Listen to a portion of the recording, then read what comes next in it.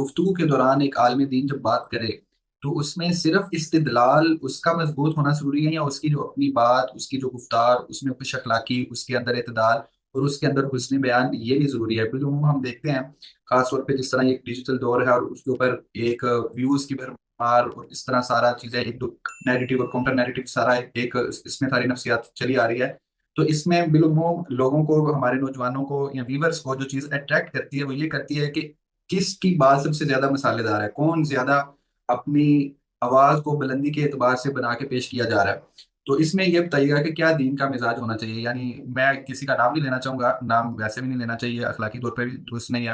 تو یعنی استدلال مضبوط ضروری ہے، یا اس کے ساتھ ساتھ جو انسان کی اپنی جو اخلاقی گفتگو کے اعتبار سے طہارت ہے اس کا بھی اہتمام کیا جائے گا؟ دیکھیے، بڑی سے بڑی حقیقت، بڑے سے بڑا انکشاف، بڑے سے بڑا استدلال بھی حسن اظہار کا محتاج ہوتا ہے.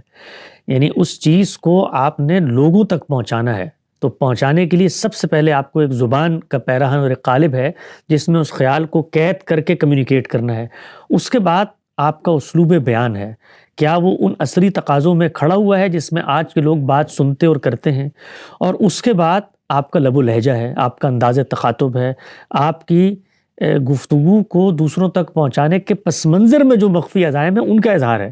کیا وہ یہ ہے کہ لوگوں کو آپ نے ننگا کرنا ہے، لوگوں کا پوسٹ مارٹم کرنا ہے، لوگوں کو متوحش کرنا ہے، لوگوں کے سر پہ ہتھوڑے مارنے ہیں؟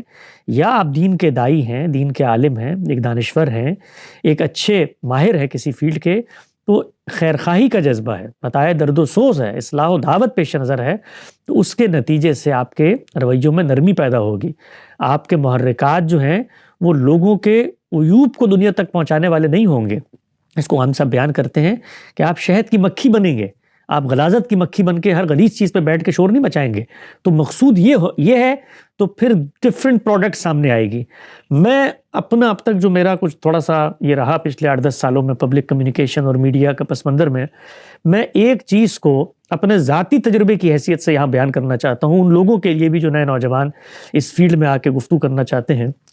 جس دن آپ نے اپنے سننے والوں کی رعایت سے گفتگو کرنی شروع کر دی، سننے والوں کی رعایت سے گفتگو کا مطلب ہے کہ وہ چیزیں کہ جو ان کے ہاں پذیرائی کا درجہ پاتی ہیں، ان کو اچھی لگتی ہیں، ان کے ہاں واہ واہ ہوتی ہے، اس سے ویوز آتے ہیں، اس سے وہ کہتے ہیں کہ بھائی کمال ہو گیا، آج تو حضرت نے سارے کے سارے کوٹھے ہٹا دیے.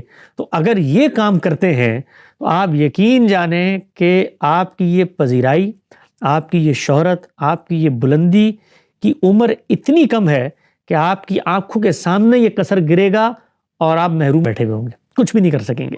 جو دور رس کام ہے وہ ٹھنڈے دل و دماغ سے پے در پے استدلال کو کرتے چلے جانے کے نتیجے میں پیدا ہوتا ہے. غامدی صاحب اس کی مثال ہے.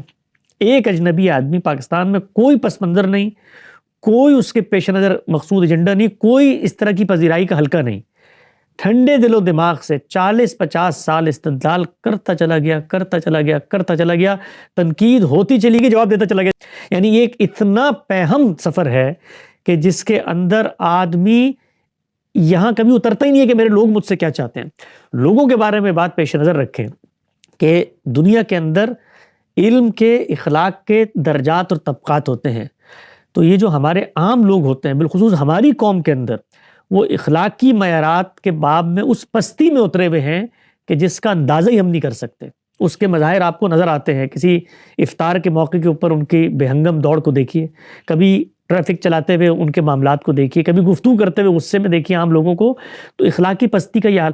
یہ لوگ اگر آپ کی پذیرائی کر رہے ہیں تو آپ کو ڈرنا چاہیے، آپ کو یہ سوچنا چاہیے کہ یار اگر عوام میں پاپولر اور پبلک ہو رہا ہوں نا، اس کا مطلب میرے ہاں کوئی مسئلہ پایا جاتا ہے. تو یہ میں لٹمس ٹیسٹ آپ کو بتا رہا ہوں کہ اگر آپ پاپولیرٹی کا پیمانہ عوام اور ویورشپ سمجھتے ہیں تو آپ سمجھے گئے کھائی میں.